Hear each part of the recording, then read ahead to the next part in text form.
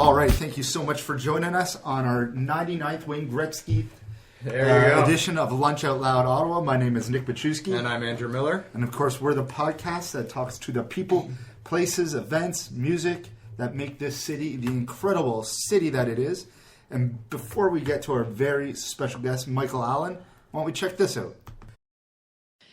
Hey, this is Tyler Kealey. For those of you who don't know me, I'm a piano player / singer-songwriter from Ottawa. Thanks so much to the folks at Lunch Out Loud for having me on this program.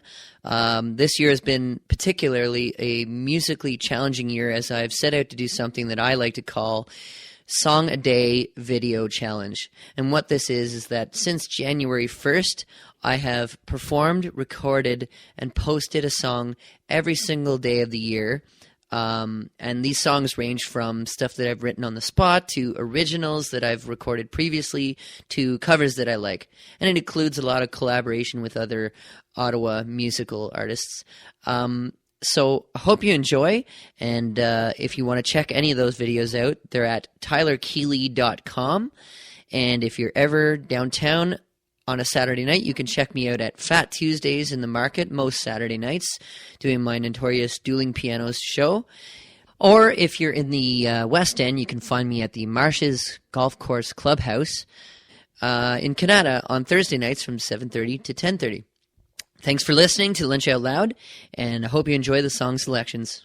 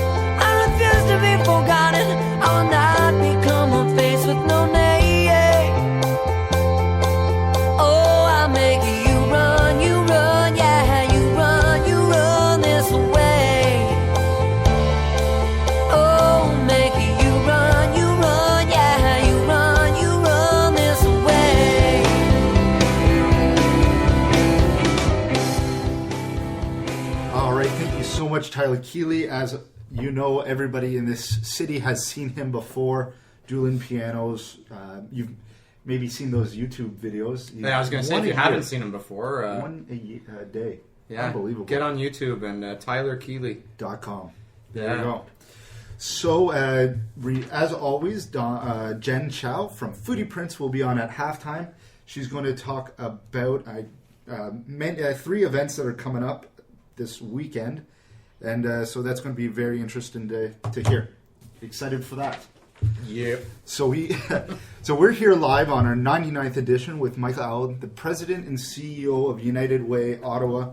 Thank you so much for having us here. Oh, I'm delighted. Thank you for having me. Yeah. It's and everybody knows United Way Ottawa. Absolutely. But must be a busy time of year for you with holidays and whatnot. It is. We're looking forward to the holidays, of course, but it's. I think this time of year for most people is recognized as the time when people really celebrate the spirit of the holidays and are in a very generous mood. And so any organization that has its work involved in philanthropy and charitable giving is busy this time of year, and it's a joy to be so.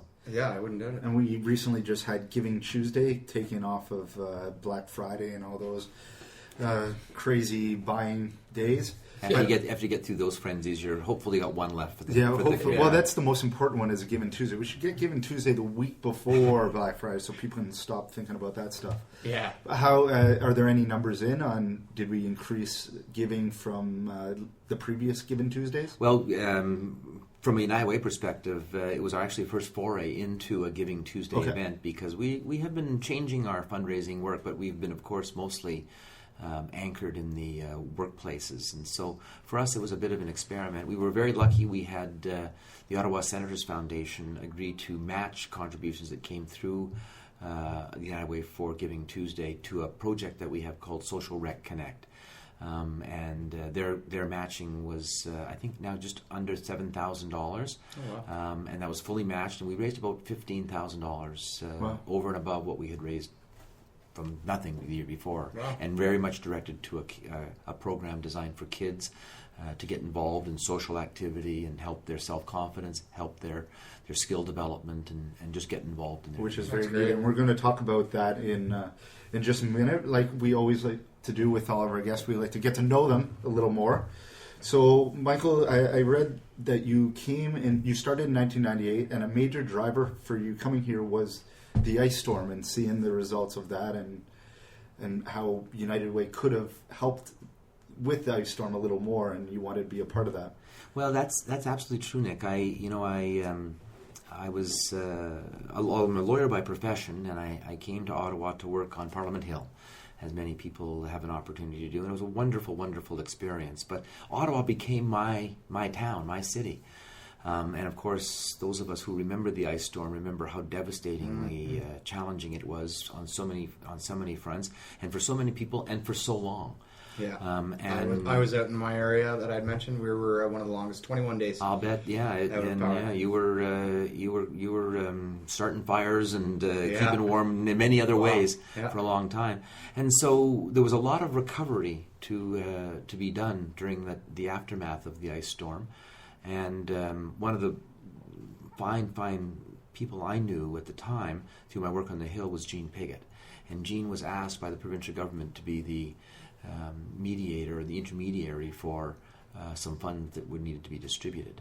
And at the time, I asked her, because we were close. I asked her at the time why she had not thought that United Way might be able to help, and her answer to me was what motivated me, which is why I just never thought of it.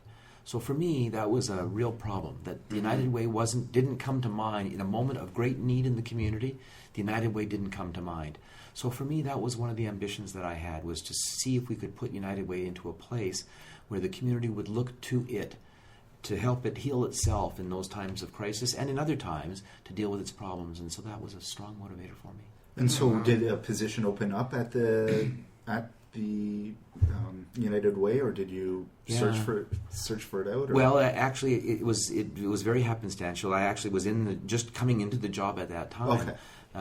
But I was just finishing really up in terms of my life on Parliament Hill, and I had a young family, and the political life was really beginning to take its toll.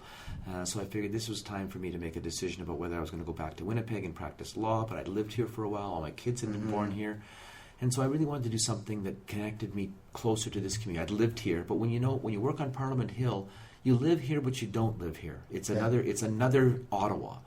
And so I really wanted to get to know my community better because my family was here now. And so that's what drew me to the organization. And in this moment was a defining one in terms of this is the ambition that I have for the organization. And Jean Piggott, was this during her time as NCC? Yeah, it was. Okay. It was just then and just after, and Okay. and she was still until her passing was a very she was. Very much defined Ottawa as the kind of citizen that it meant, and she was so proud of this city and so proud of all of the things that it had, and so she was a natural selection by the government to do this, and I asked her for advice about that, and so she was very helpful.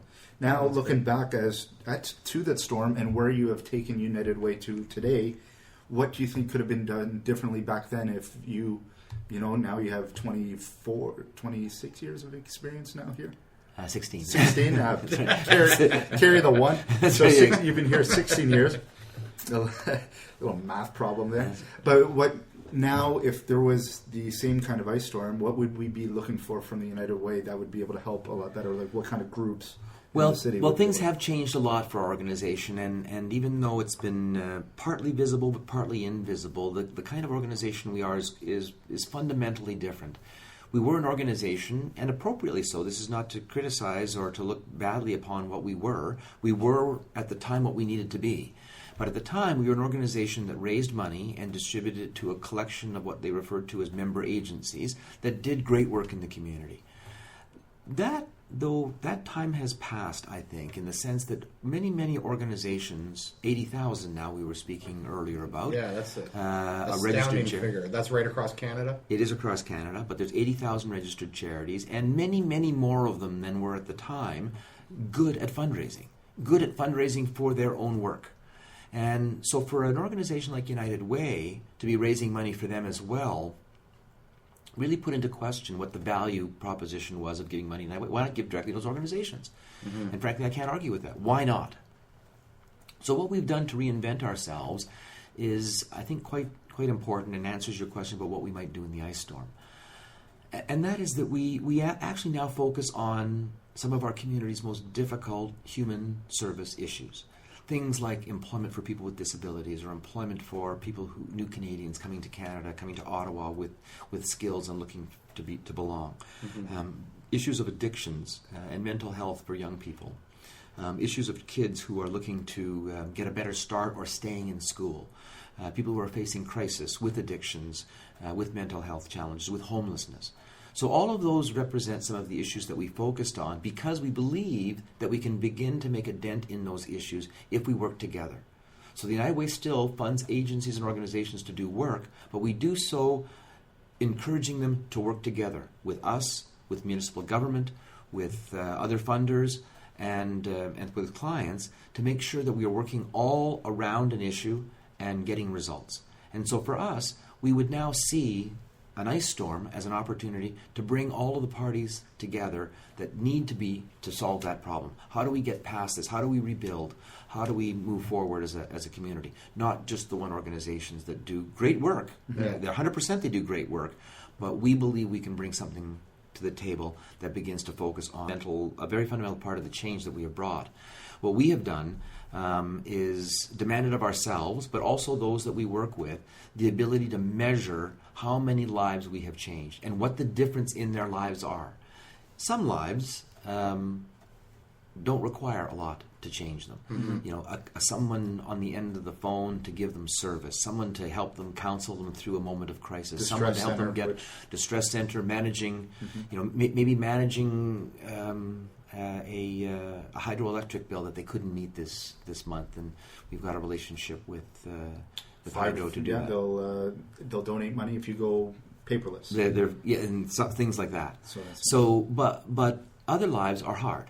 So, you know, there are regrettably still young people in this town who are either homeless and dealing with mental health, or homeless and dealing with mental health and dealing with addictions. Mm-hmm. That's not a $200 solution. Yeah. That requires a lot more. But we add them up and divide by how much money we think we can raise, and that's how we get to the 61,500 lives. But for sure, when we say that, we measure it, and we can speak to the impact of each one of those lives, and we're very proud of that achievement. Are your analytics on those kind of numbers improving every single year of where you can get the money? 100%. Well, get the money and where the money is best invested. So the promise we make to our donors and to our community is that we will invest our resources, which is more than just money. We have volunteers, we have research, we have our ability to advocate and elevate our voice around those who do not have a strong one. We say that we will invest our resources where they're needed most and where we can have the greatest impact. And so that promise is what we've been working to, and we absolutely do improve every year. The work in the human services demands it. You know, it's a very competitive world out there for attention and for money. Governments in particular, they haven't got the money they had 5, 10, 15 years ago. And sadly, perhaps, but the reality is we can't do everything. So we have to invest our efforts and energies where we believe we can make a difference, where there is a need and where we can make a difference. And do you see now that more people that are donating want to see where that dollar is going? 100%. Absolutely. Well, there's two kinds of donors, really. And you know, there are those donors who just want to, and I say just, it's not a bad, it's a very noble and generous and altruistic thing. They want to feel good about what they're doing. Yeah. And so those people, you know, who, I know we talked about earlier, the Alzheimer's, ALS. Yeah. You know, they wanted to participate in something fun. Yeah. But increasingly, donors want to see that with their limited resources, they haven't got endless resources either, they're making a difference with the dollar they invest. And if they're going to invest in an organization like United Way, they want to know it's having a broad and measurable impact. Yeah. So that's what we've had to step up to, and we're proud to do it. And you've been doing a lot of great things with your annual reports. I think it should be